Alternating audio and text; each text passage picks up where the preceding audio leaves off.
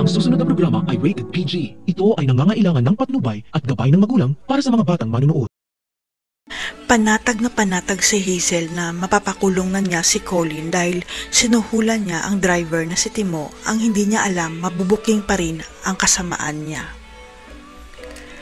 Walang takot si Hazel na gumawa ng kademonyuhan kahit na wala na siyang pera dahil ginagamit niya ang pera ng mga Wilson para maisakatuparan lahat ng masama niyang balak.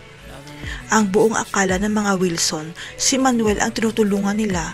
Ang hindi nila alam, matagal na pala silang niloloko ni Hazel at magtataka na sila sa hinihingi nitong pera.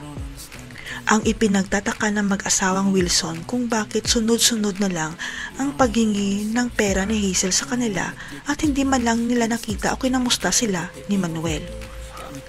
Hanggang sa matandaan ni Mrs. Wilson na may binagay na contact number sa kanya si Jessica noong tumakas sila sa Canada at si Felma pala ang may-ari ng number. Kaya hindi na nag-aksaya ng oras si Mrs. Wilson at tinawagan kaagad nila si Felma.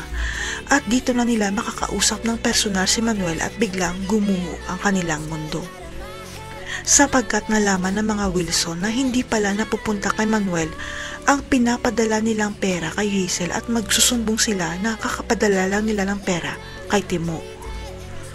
Gumuho ang mundo ni Manuel sa natuklasan niya kaya dali-dali niyang sinugod si Hazel para sabihing alam na niya na sinuhulan na ni Hazel si Timo para idiin si Colin.